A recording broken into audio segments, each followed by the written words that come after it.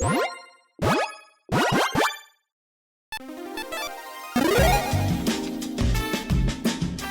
and welcome to the Commander's Quarters. I'm your host Mitch, glad to have you here. Here at the Commander's Quarters, we're all about Commander on a budget. Today's episode is going to be a $50 deck tech. When I say $50, I mean that is an overall deck cost. Both shipping and commanders that are $10 or less are going to be included in that cost, but basic lands will not be. Decks on this channel are built to be fun, inexpensive, and focused. If you want to learn more about what a focused commander deck is, check out this video here. On this deck tech, I'm going to take you through its strategy, the tactics, and how this deck wins.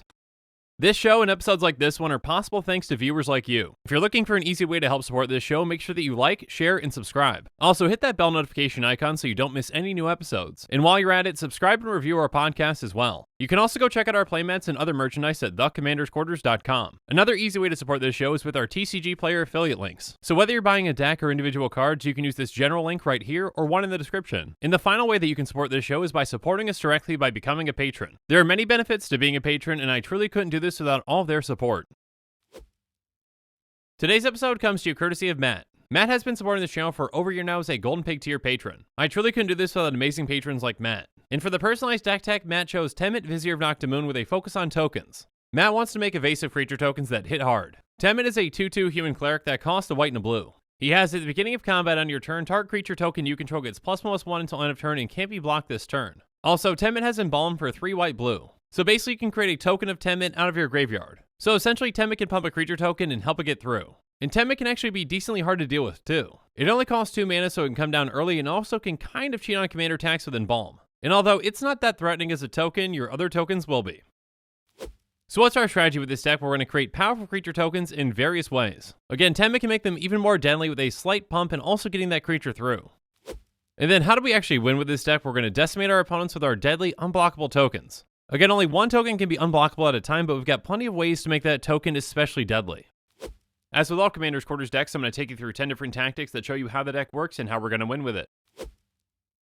So let's start things off with tact number 1, Temmet time. First up, there's Wayfarer's Bauble, which we can pay 2 and tap and sacrifice to get a base land and play tapped. Next up, we've got 3 mana rocks that each cost 2 and come into play tapped with Sphere of the Suns, Marble Diamond, and Star Compass. Sphere of the Suns can essentially tap for any color 3 times. And then Marble Diamond can tap for a white, and Star Compass can tap for any of our colors depending on our land situation. Up next, we've got Prismatic Lens, which can tap for a color so we can pay 1 and tap it to filter our mana. And then Mindstone can also tap for our color so we can pay 1 and tap and sacrifice it to draw a card. By paying 1 and tapping Azorius Signet, it adds both of our colors to our mana pool. And finally, we're going to be running some higher costed mana rocks with Azorius Locket, Firemind Vessel, and Hedron Archive. Azorius Locket can tap for either of our colors, or we can pay 4 Azorius and tap and sacrifice it to draw 2 cards. And then Firemind Vessel might come into play tap, but we can tap to add both of our colors. Hedron Archive comes into play untapped, can tap for colorless, so we can pay 2 and tap and sacrifice it to draw 2 cards. But after we've ramped and fixed our mana, it's time for us to get some tokens out.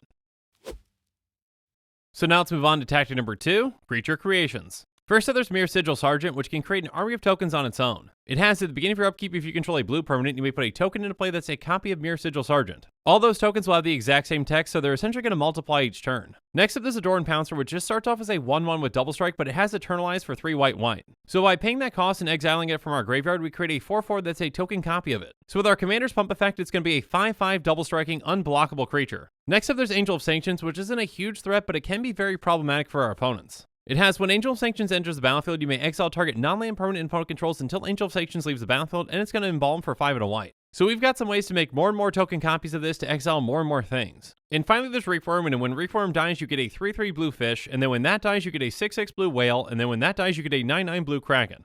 So although this 0/1 isn't a threat in its own, the tokens that it makes are. But outside of creatures, we've got other ways to make tokens too.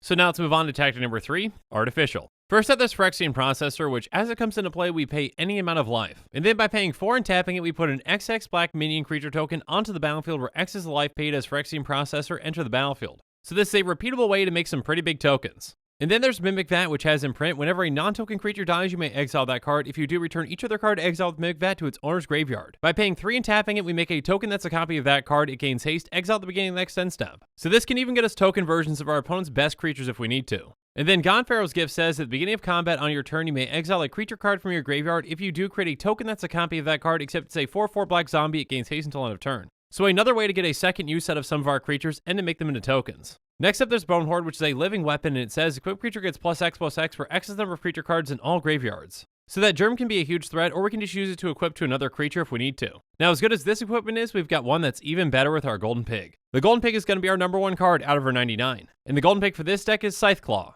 Scythe Claw is an equipment that costs 5 and it costs 3 to equip. It has Living Weapon, equipped creature gets +1/+1, and whenever equipped creature deals combat damage to a player, that player loses half their life rounded up. So the tiny germ that this comes attached to can be the most deadly creature in the deck, even though it's just a 1/1. Again, because that germ's a token, Temmet can give it +1/+1 and make it unblockable. And even though it's just going to be a 2/2, it can decimate an opponent's life total. Let's say that we have an opponent at 40. Our Scythe Claw equipped germ comes through and hits that player for 2. That puts them down to 38, and then they lose half their life total rounded up, so that's another 19. Just one hit from this took them all the way down to 19 health. And again, since this is an equipment, we can just move it to another creature after that germ dies. And if that creature is a token creature, we can pump it and make it unblockable too. Again, in combination with our commander, this card can absolutely decimate our opponent's life totals. And that's why it's the Golden Pig. But outside of these cards, we've got even more ways to make tokens. So let's go over those ways now in tactic number 4, Copycat. First up, we've got 3 cards that can make a token copy of one of our creatures with Faded Infatuation, Quasi-Duplicate, and Cackling Counterpart. Faded Infatuation also lets us scry 2 if it's our turn. And then we can cast Quasi-Duplicate and Cackling Counterpart twice since they have Jumpstart and Flashback. Up next, there's Dance of Many, which is a pretty old card, so I'm going to read its Oracle text. It says, when Dance of Many enters the battlefield, create a token that's a copy of target non-token creature. When Dance of Many leaves the battlefield, exile that token, and whenever the token leaves the battlefield, sacrifice Dance of Many. At the beginning of your upkeep, sacrifice Dance of Many unless you pay blue. So basically this is a cheap way to create a token to start, but we also have to pay during our upkeep, but sometimes that can be worth it. And then Zinderswitch Judgment says for each player, choose friend or foe. Each friend creates a token that's a copy of a creature they control. Each foe returns a creature they control to its owner's hand. And the Vizier of Many Faces is essentially a clone that also has Embalm. So though it's not a creature token to start, when we embalm it, it is. Next, there's a plant form that says return target creature to its owner's hand. You may put a token onto the battlefield that's a copy of that creature. And then Saheeli's Artistry can get us 2 tokens because it says choose one or both. Create a token that's a copy of target artifact, or create a token that's a copy of target creature except it's an artifact addition to its other types. And Stolen Identity can actually create even more tokens because it says put a token onto the battlefield that's a copy of target artifact or creature, and it has Cipher. So we can exile this spell and code it onto a creature we control, and whenever that creature deals combat damage to a player, we can cast a copy of that encoded card without paying its mana cost. Encoding this onto an unblockable token is huge. And then there's Back from the Brink, which says, exile a creature card from your graveyard and pay its mana cost, put a token onto the battlefield that's a copy of that card, activate this ability only anytime you could cast a sorcery. So this card is somewhat like God Pharaoh's Gift, but we actually have to pay the cost. And finally, there's Clone Legion, which says, for each creature target player controls, create a token that's a copy of that creature. So the more powerful our opponent's army is, the more powerful ours is. But we're still not quite done with tokens just yet. So now let's move on to tactic number 5, bring down the house. First up, there's Crush of Tentacles, which has a surge cost of 3 blue. It says return all non-land permanents to the owner's hands. If Crush of Tentacles surge cost was paid, put an 8/8 blue octopus creature token onto the battlefield. Now an 8/8 can be huge, but Phyrexian Rebirth can make an even bigger creature token. It says destroy all creatures, then create an XX colorless horror artifact creature token, where X is the number of creatures destroyed this way. So both of these clear the board and also give us a huge body in return. Finally, there's Hour of Reckoning, which doesn't make a token, but it does destroy all non-token creatures. On top of that, it has Convoke, so we can actually use our creatures to help pay for it too. This is essentially a one-sided board wipe for this deck and can really help us finish out a game. Now, you might think that we have to be done with tokens now, but there's one more mechanic that can help us out. So now let's move on to tactic number 6, Population Growth. First up, there's Rootborn Defenses, which has Populate. Creatures you control gain indestructible until end of turn. So this not only protects our team, but it also gives us a copy of another creature token we control. Next up, there's Scion of Vitu-Ghazi, which when it enters the battlefield, if we cast it from our hand, we put a 1/1 white bird creature token with flying onto the battlefield, then we populate. And finally, Song of the World Soul says, when you cast a spell, populate. With the right token in play, this can get really out of hand. But how do we actually get to all these great cards?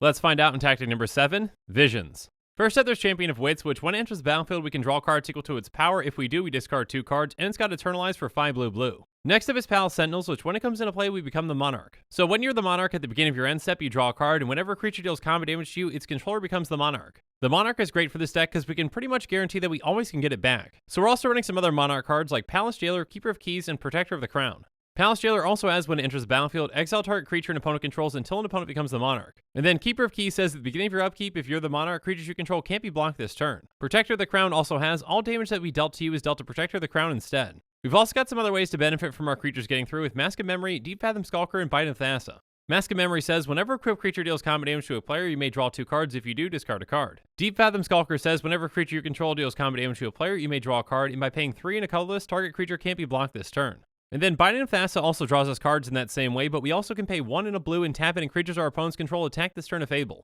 Next up, there's Fact or Fiction, which is going to make us reveal the top 5 cards of our library. An opponent separates those cards into 2 piles. One goes into our hand, the other goes into our graveyard. And then Epiphany the Drown Yard is essentially an X-costed Fact or Fiction, but our opponent chooses the pile that we get. Finally, there's Pull from Tomorrow, which is a great X-draw spell. It says draw X cards, then discard a card. Now, drawing cards is great, but how do we actually deal with our opponent's things? Let's find out in tactic number 8, Wipe Away. First up, there's Forsake the Worldly, which says exile target artifact or enchantment, and it's got cycling for 2. Next up, there's Crush Contraband, which says choose 1 or both exile target artifact or exile target enchantment. And then Oblation can deal with pretty much anything. It says the owner of target non-land permanent shovels into their library, then draws 2 cards. So we can actually use this on one of our own things if we need to draw some cards too. And finally, there's Aether Gale, which says return 6 target non-land permanents to the owner's hands. But we're not quite done with throwing a wrench into our opponent's plans just yet. So now let's move on to tactic number 9, Turn Away. First up, there's Negate, which is going to counter target non-creature spell, and Unwind, which does the same, but we untap up to 3 lands. Rewind is similar, but it can counter any spell, and we untap up to 4. And then we're actually running one more way to protect our creatures from wrath with Make a Stand. It says creatures you control get +1/+0 and gain indestructible until end of turn. Now this, like our commander, has a small pump effect, but we can do even better. So now let's move on to our final tactic, tactic number 10, Hard Hitters. First up, there's Intangible Virtue, which says creature tokens you control get +1/+1 and have vigilance. So now our tokens can help us on offense and defense. And then Aven Wind Guide can help get more than through. It says creature tokens you control have flying and vigilance. On top of that, it's got Embalm, so we can actually make this into a creature token too. Next up, there's Sigil of Valor, which says whenever a creature attacks alone, it gets +1/+1 until end of turn for each other creature you control. With the number of creatures that we can have in play at one time, this can be a huge boost. And then Angelic Exaltation is essentially this in an enchantment form. Next up, there's Sublime Archangel, which has Exalted, and it gives all of our other creatures we control Exalted. Exalted means that whenever a creature we control attacks alone, that creature gets +1/+1 until end of turn. So the more creatures that we have, the more that they pump that one attacking creature. Next up, there's Fire Shrieker, which is going to give equipped creature double strike. And then True Conviction gives all creatures we control double strike and lifelink. Having our token or tokens hit twice as hard can be huge. And padding our life total at the same time is a great benefit as well. Again, a huge thanks to Matt for supporting this channel and picking Temmet. I had a great time building this deck. If you want to support this channel and want your own deck dedicated to you, consider becoming a patron. But now that we've gone through the spells in this deck, let's go on to the mana base. First up, there's Evolving Wilds and Terramorphic Expanse, below which we can tap and sacrifice to get a base land and play tapped. And then there's Ash Barrens, which has basic land cycling for 1. Up next, we've got 4 lands that come into play tapped and tap for either white or blue mana. The rest of our mana base is very simple with 29 basic lands, 17 of those are going to be an island, and 12 will be a plains. And now that we've gone through every single card in this deck, let's do a quick price check. A quick reminder that our deck costs are calculated using TCGplayer optimization, optimizing with even heavily played and damaged cards because those cards need a home too. The average Temmet EDH rec deck will set you back $157.87. Our deck is going to be much more affordable, coming in at $49.90.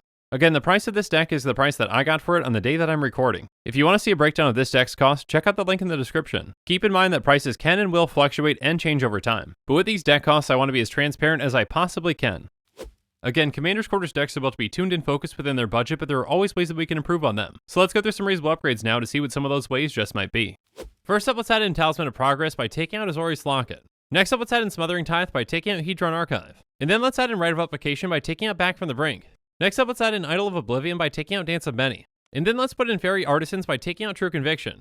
Finally, let's add in Coastal Piracy by taking out Deep Fathom Skulker.